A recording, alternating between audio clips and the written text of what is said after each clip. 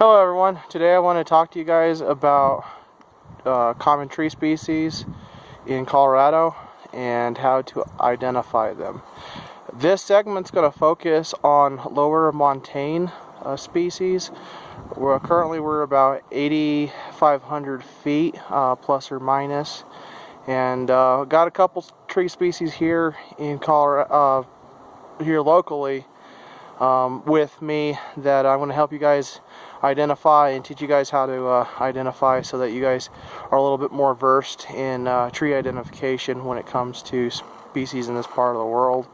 Reason being is if you're going to be a forester, or if you're going to have any kind of management of your forest, have it be your own personal private property, or if you're a professional or whatever have you, you need to have at least a basic understanding of tree identification. So the first species that I have here with me is ponderosa pine, or Pinus ponderosa. And the way you can identify this tree species is you have what's called a fascicle, or a bundle. And with that bundle, there's usually 3 in there, sometimes 2, and then not only that, but oops, just dropped that. But commonly they're a couple, fairly long needles, probably 3-4 inches on. I've seen them all the way up to 6, maybe 9 inches. And then the bark of the actual tree varies from blackish, dark, like a blackish gray when it's younger, to a red or a yellow or an orange when they're a little bit older. But yeah, actually ponderosa pine's pretty significant because it's the interior West's most commercially valuable tree. And when I say that, I'm excluding the Pacific Northwest. But for states like Idaho, or Colorado, Wyoming, the Black Hills, South Dakota, New Mexico, Arizona, so on and so forth, that's what I'm pertaining to. Alright, so next species we have right here is Rocky Mountain juniper. And Rocky Mountain juniper the scientific name is Juniperus scopularum. And the way you can identify this is they have more flat needles. They're technically needles because they're a conifer, but they have overlapping scales. Let's see if you can try to see. Maybe.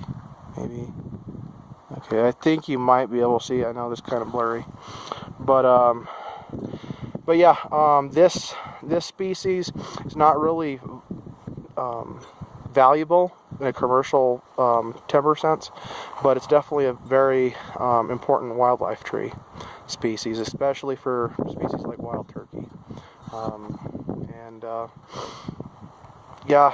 Usually trees don't get that big. If you see a Rocky Mountain juniper from 12 inches in DBH, diameter at breast height, that's probably a decent size Rocky Mountain juniper. The bark is a shaggy gray color, and usually they're pretty bushy. But alright, let's go and start the next species right here. Alright, so what we have here is Douglas-fir, Pseudotsuga menziesii. And one of the most helpful ways to identify Douglas-fir is the cones. And the cones have what's called bracts. And there's 3 of them. It's a 3-pronged bract. And when I was in college, my dendrology professor would say that it looked like the hind end of a mouse. A mouse's butt sticking out of the cone. I think that's a pretty helpful visualization. But yes, in terms of the needles, they're pretty flat. You're pretty flat, and then actually you have, like like if you peel one off, it's kind of like a hockey stick shape. And when comparing this to like a true fir, the true firs, like, they leave a little bit more pronounced suction cups, whereas this one really doesn't. And then they tend to be a little bit flatter, and then the tips tend to be a little bit more, like the tips on the needles, they tend to be a little bit rounder, but that last part is not exactly a defining identification characteristic. But Douglas fir is also a very important commercial timber species. It's actually very important for the Pacific Northwest, and actually up there you have two different distinctions, coastal Doug fir and interior Doug fir, and what we have here in Colorado is probably a closer resemblance to coastal Doug fir. And with that, you know, here in Colorado, a lot of people like the Doug fir here because they say that it's a really tighter grain, and because of that, it has better structural properties, so it's a little bit more desirable for construction, like timber framing. I've heard a lot of guys, you know, that do the cabin building here in the state, that they really like using Douglas fir for some of the interior framing and stuff of the cabin, and then you know, on the outside they obviously use something like spruce, but on the inside they'll use, you know, like Doug fir, you know, or something, because it's a little bit more robust. All right, so we have here Pinus edulis, more commonly known as pinyon pine or pinon.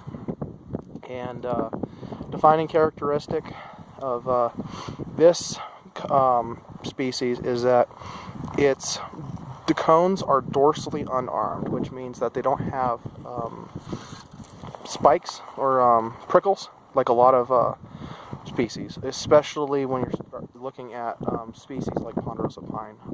Ponderosa pines are, you know, their cones have a lot of prickles on them. Another interesting characteristic about pinyon pine is how these needles are curved, and that they come together like that, and they look. See if we can. Yeah, but it almost looks like when it's closed like that, it looks like a single needle, but you know, it looks like a single needle, but they come together, and then you know, they kind of like have two halves, and then it makes that illusion of the one needle.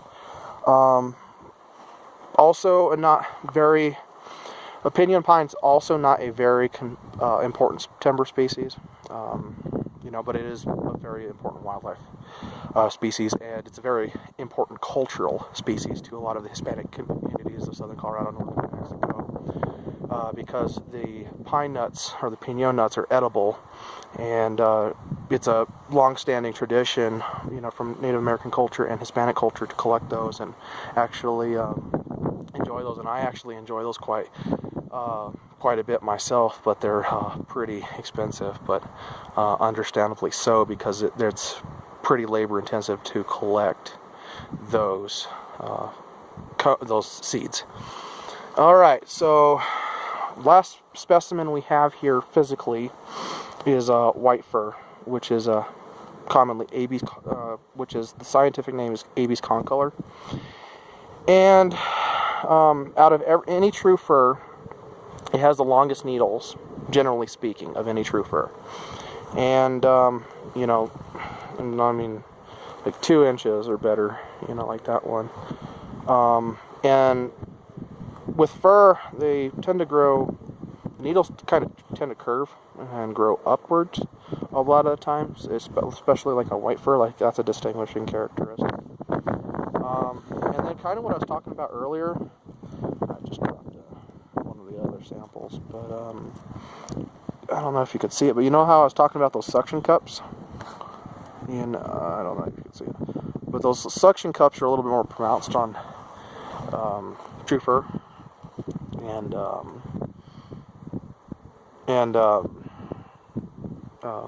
obviously, a little bit more identifiable than Douglas-fir. Sorry, I had a lapse there, but so we're on a more dry site. We're on a dry site, a lot of rock. So to what would be my right, your left, that is south-facing slope, north-facing slope, vice versa. And so there's not a lot of water on the site, and so I wasn't able to get a lot of the tree species that's common to this elevation band. Limber pine, for example. Limber pine is 5-needle pine. Cones tend to grow about 6 inches, plus or minus. And they're 5 needles to a fascicle. So piñons, which I did forget to mention, piñons had 2 needles to a fascicle. Ponderosa pine has 3, and then limber pine or southwestern white pine has 5.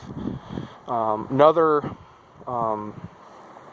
species that I didn't get to find here was blue spruce, but blue spruce is often associated with more mesic or wet sites, especially like in this elevation band, riparian areas. They grow along the river and the streams, and they're identified by a bluish tinge, and they're and by the touch they're a little bit more spiky. They're a little more bristly to the touch. And then also you have what's called sterigmata, or pegs, in which the needles sit on. And I hope in the next video, whenever I can get access to an area that has some of the higher elevation species, I can show you that. This segment is pretty much this pretty much the end of the segment. I only included conifers in this section because riparian deciduous species, alder, willow, and even like more other species like aspen. It's winter, obviously, so it's not really a good time to try to identify those unless you want to just use sole indicators like bark and twigs. But if you want that, I can do that.